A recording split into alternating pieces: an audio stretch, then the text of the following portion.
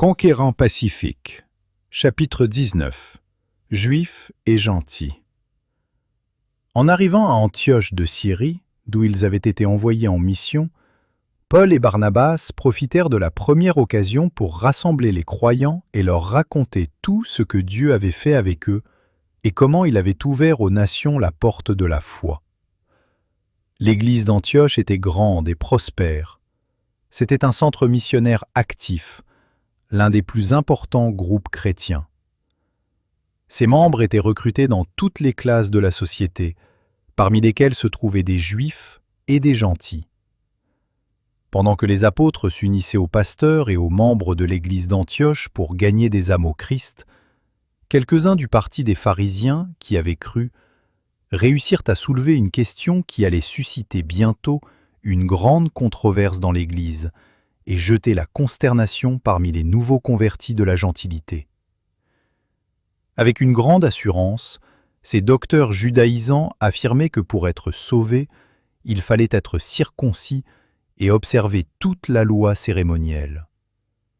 Paul et Barnabas réagirent aussitôt contre cette fausse doctrine et s'opposèrent à l'introduction de ce point de vue chez les gentils. Mais de nombreux juifs convertis d'Antioche approuvèrent la position de leurs frères venus récemment de Judée. Les Juifs avaient de la peine à comprendre les desseins de la Providence. D'après les résultats obtenus par le travail des apôtres auprès des gentils, il était évident que le nombre des convertis dépassait de beaucoup celui des Juifs. Or, ceux-ci craignaient que si les prescriptions et les cérémonies de leur loi n'étaient pas rendues obligatoires chez les gentils comme condition d'entrer dans l'Église, les caractéristiques de la nationalité juive qui, jusqu'alors, les avaient distingués des autres peuples, finiraient par disparaître. Les Juifs s'étaient toujours glorifiés du rôle divin qui leur avait été attribué. Puisque Dieu leur avait clairement indiqué autrefois la manière hébraïque d'adorer, plusieurs de ceux qui s'étaient convertis au christianisme pensaient encore qu'aucun changement ne devait être apporté à ce qui était établi. Ils insistaient pour que les lois et les cérémonies juives soient incorporées dans les rites de la religion chrétienne. Ils étaient lents à comprendre que tous les sacrifices cérémoniels n'avaient fait que préfigurer la mort du Fils de Dieu en qui le type avait rencontré son antitype, et que désormais, les rites et les cérémonies de la dispensation mosaïque avaient cessé d'être obligatoires. Avant sa conversion, Paul s'était considéré comme irréprochable à l'égard de la justice de la loi. Philippiens 3, verset 6. Mais depuis que son cœur avait été changé, il concevait plus nettement la mission du Sauveur, rédempteur de l'humanité tout entière, aussi bien des gentils que des Juifs. Et il savait faire la différence entre une foi vivante et un formalisme sans vie.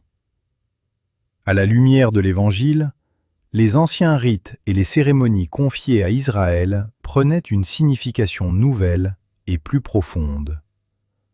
Ce qui n'était que l'ombre de la réalité avait disparu, et ceux qui vivaient sous la dispensation évangélique en étaient affranchis. Cependant, Paul respectait l'esprit et la lettre de la loi immuable des 10 commandements. Dans l'église d'Antioche, la question de la circoncision donna lieu à de grandes discussions et à de nombreuses disputes. Finalement, les fidèles, craignant que le résultat de ces discussions sans fin n'amenât une division parmi eux, décidèrent d'envoyer Paul et Barnabas, ainsi que quelques membres influents de l'Église, à Jérusalem, pour présenter le cas devant les apôtres et les anciens.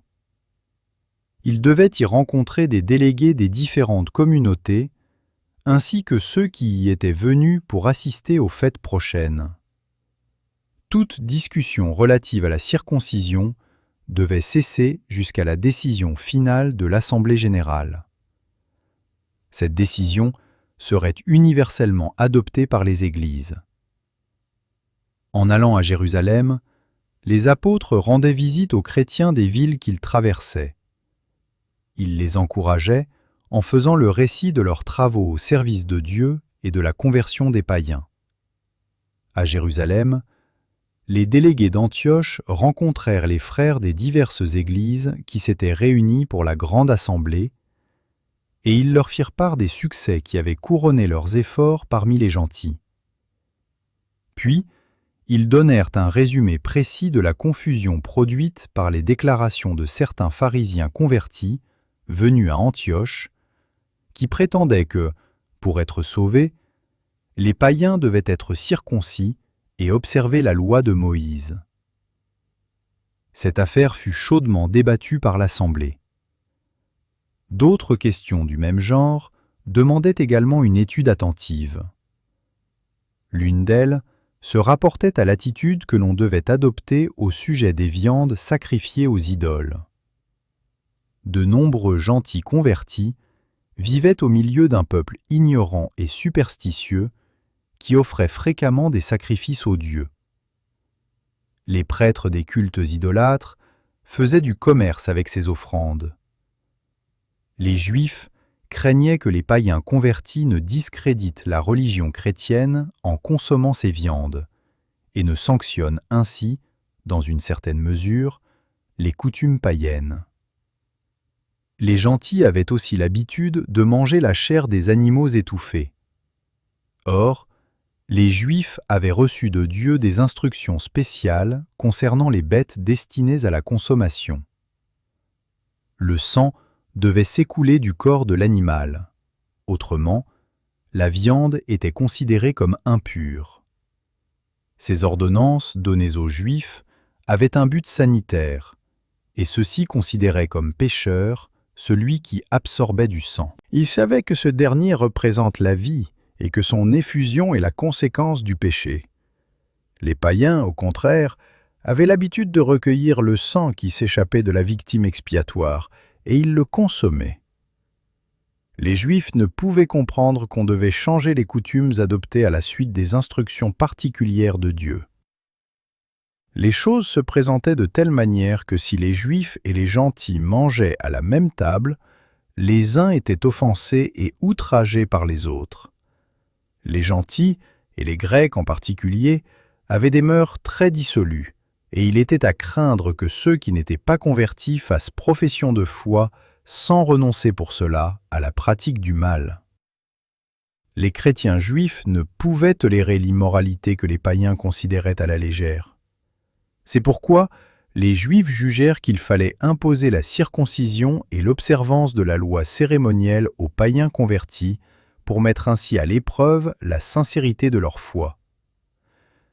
Ils croyaient empêcher de cette manière que soient ajoutés à l'Église des membres qui, embrassant la foi sans la vraie conversion, discréditent la cause de Dieu par leur immoralité et leurs excès.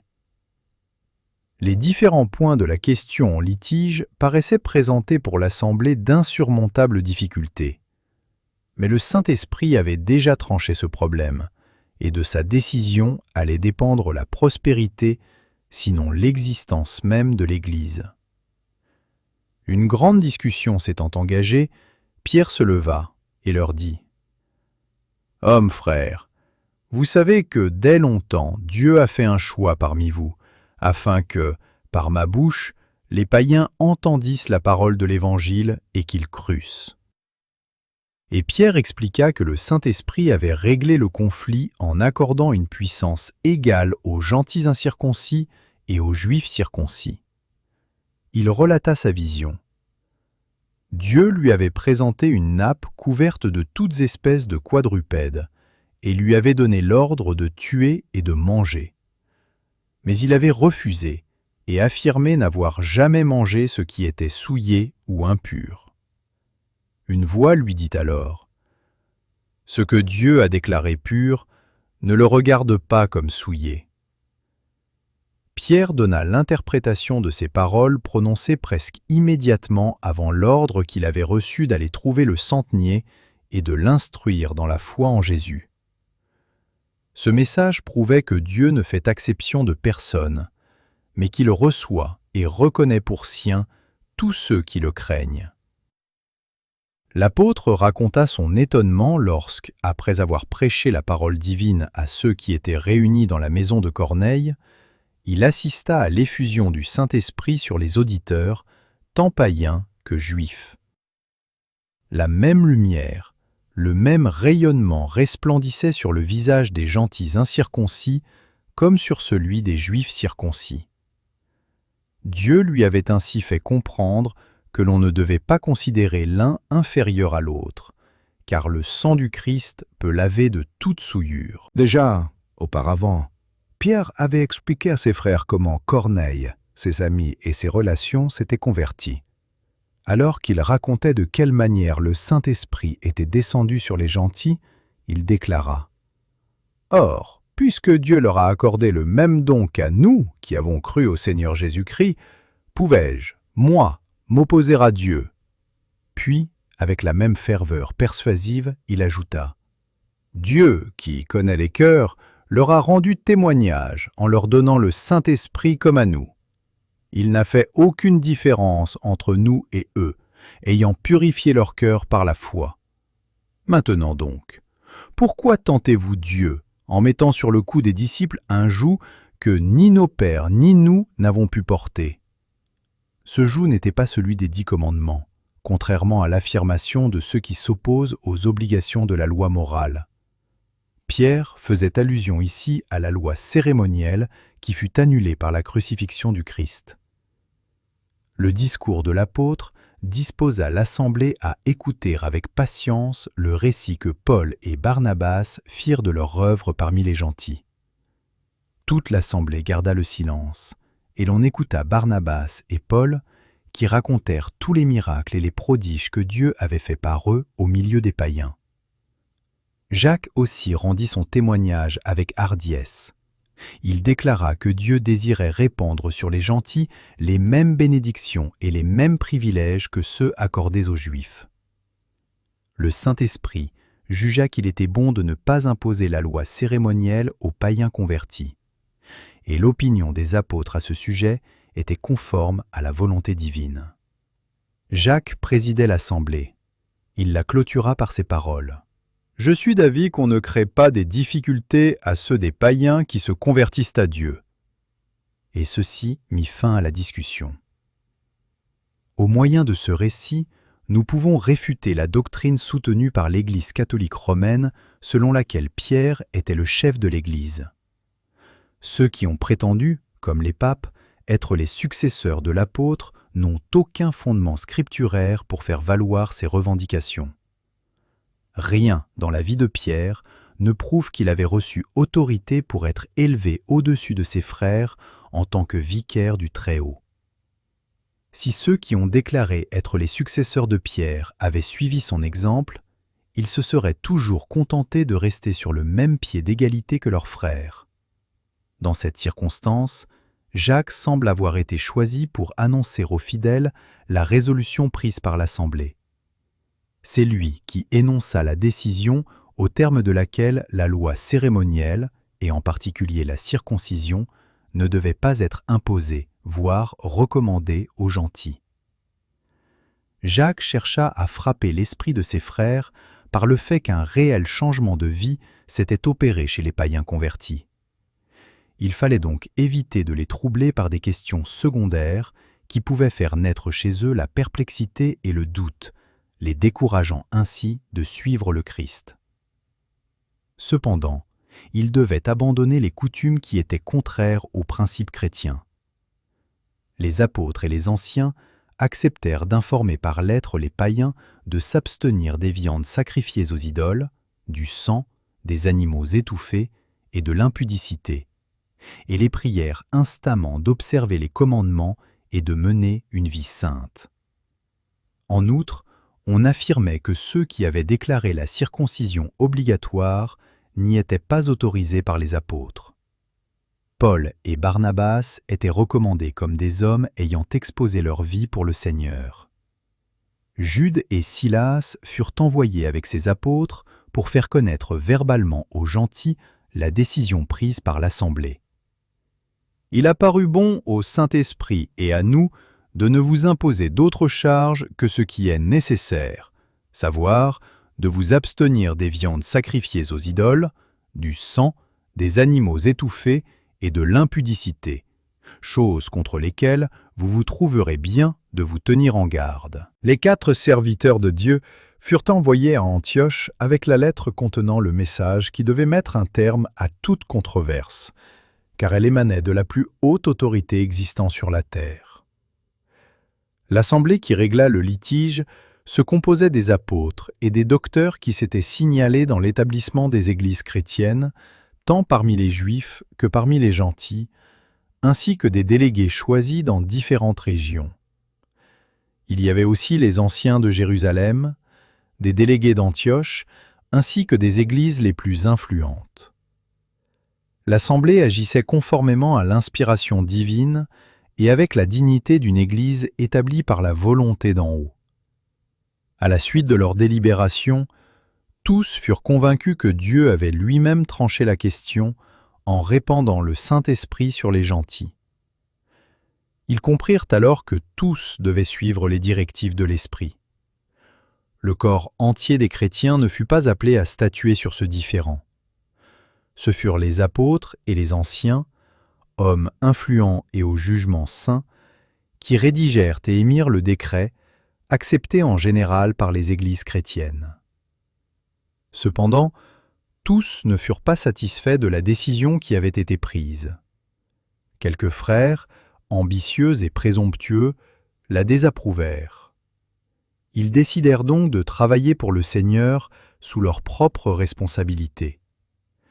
Ils se complurent dans la critique, proposèrent de nouveaux plans de travail et cherchèrent à saper l'influence des hommes que Dieu avait choisis pour prêcher l'Évangile. Dès ses débuts, l'Église rencontra de tels obstacles, et elle en rencontrera toujours jusqu'à la fin des temps. À Jérusalem, métropole des Juifs, régnait une étroitesse d'esprit et un sectarisme inouï. Les Juifs convertis, qui vivaient à l'ombre du Temple, se complaisaient naturellement dans le souvenir des privilèges spéciaux dont leur nation avait été dotée. Lorsqu'ils virent l'Église chrétienne s'éloigner des cérémonies et des traditions du judaïsme, et comprirent que le caractère sacré dont les coutumes juives avaient été investies serait bientôt perdu de vue à la lumière de la nouvelle foi, certains s'indignèrent contre Paul, en grande partie responsables de ce changement. Les disciples même n'étaient pas tous prêts à accepter avec empressement la décision de l'Assemblée. Ceux qui étaient plus particulièrement zélés pour la loi cérémonielle jugeaient défavorablement l'apôtre Paul. Ils trouvaient que ses principes à l'égard des obligations de cette loi se relâchaient. Mais les décisions aux vues larges et aux portées lointaines de l'Assemblée générale ramenèrent la confiance dans les rangs des gentils et la cause de Dieu prospéra. L'Église d'Antioche fut favorisée par la présence de Jude et de Silas, messagers spéciaux, revenus de l'Assemblée de Jérusalem avec les apôtres. Prophètes eux-mêmes, Jude et Silas exhortèrent et fortifièrent les frères par plusieurs discours. Ces hommes de Dieu séjournèrent à Antioche pendant un certain temps. Paul et Barnabas demeurèrent à Antioche, enseignant et annonçant, avec plusieurs autres, la bonne nouvelle de la parole du Seigneur. Plus tard, quand Pierre vint à Antioche, il gagna la confiance de plusieurs frères par son attitude prudente à l'égard des gentils convertis. Pendant un certain temps, il se conforma à la lumière qu'il avait reçue du ciel. Il surmonta ses préjugés qui tendaient à l'empêcher de s'asseoir à table avec des gentils convertis. Mais quand certains Juifs, encore attachés à la loi cérémonielle, revinrent de Jérusalem, Pierre changea inconsidérément son attitude envers les convertis du paganisme. Un certain nombre de Juifs usèrent aussi de dissimulation, en sorte que Barnabas même fut entraîné par leur hypocrisie. Galates 2, verset 13. Cette inconséquence de la part de ceux qui avaient été aimés et respectés comme chefs produisit une douloureuse impression sur l'esprit des chrétiens de la gentilité.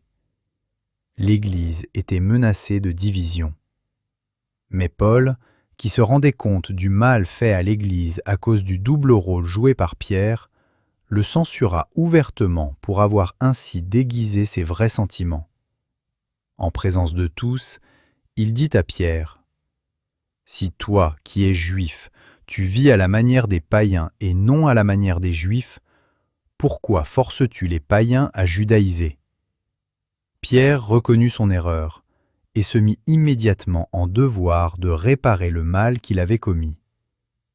Dieu, qui connaît la fin dès le commencement, permit que cette faiblesse de caractère fût révélée chez l'apôtre, afin qu'ainsi, mis à l'épreuve, il se rendit compte qu'il n'y avait rien en lui-même dont il puisse se vanter. Les hommes les plus sûrs, abandonnés à eux-mêmes, peuvent s'égarer dans leur jugement. Dans sa prescience, le Seigneur a vu aussi que viendrait un temps où des hommes s'égareraient au point de revendiquer en faveur de Pierre et de ses soi-disant successeurs des prérogatives n'appartenant qu'à Dieu seul. Le récit de cette défaillance de l'apôtre devait demeurer comme une marque de sa faillibilité et la preuve qu'il n'était pas au-dessus des autres disciples. Cette infidélité aux vrais principes est comme un avertissement solennel adressé aux hommes qui ont reçu de Dieu une charge spéciale dans l'Église. Il leur enjoint de garder leur intégrité et de s'attacher fermement à ces principes. Plus les responsabilités placées sur les hommes sont grandes, plus les occasions de diriger et d'administrer sont importantes. Plus grand aussi sera le mal qu'ils feront en ne suivant pas scrupuleusement la voie du Seigneur et en ne travaillant pas en accord avec les décisions prises par le corps général des chrétiens réunis. Après les nombreuses défaillances de Pierre, après sa chute et sa réhabilitation, sa longue carrière de serviteur de Dieu, son intimité avec le Christ, sa connaissance parfaite des vrais principes, après l'instruction qu'il avait reçue, tous les dons, toutes les lumières, toute l'influence qu'il avait acquise en prêchant et en enseignant la parole, n'est-il pas étonnant qu'il ait usé de dissimulation et contourné les principes de l'Évangile par crainte des hommes ou pour gagner leur estime? N'est-il pas étrange qu'il ait chancelé dans son attachement aux vrais principes? Que Dieu donne à chacun la connaissance de sa misère, de son incapacité, afin qu'il puisse, avec son aide, diriger sa propre barque droit au port. Au cours de son ministère, Paul fut souvent contraint de rester seul. Il recevait des instructions spéciales de Dieu et ne faisait aucune concession qui eût pu compromettre ses principes. Parfois, le fardeau était lourd, mais l'apôtre demeurait ferme dans le droit chemin. Il se rendait compte que l'Église ne doit jamais être dirigée par le pouvoir humain. Les traditions et les préceptes ne sauraient prendre la place de la vérité inspirée, et les progrès de l'Évangile être retardés par les préjugés et les préférences des hommes, quelle que soit leur position dans l'Église. Paul s'était consacré au service de Dieu avec tous ses talents. Il avait reçu les vérités de l'Évangile directement du ciel. Et durant tout le cours de son ministère, il maintint une réelle communion avec les puissances célestes. Dieu lui avait donné des instructions au sujet des fardeaux inutiles imposés aux païens convertis. C'est pourquoi, quand les chrétiens judaïsants soulevèrent dans l'église d'Antioche la question de la circoncision, Paul, qui connaissait la pensée de l'Esprit de Dieu sur ce sujet, prit une position ferme et inflexible, qui permit aux églises de se libérer des cérémonies relatives aux rituels juifs.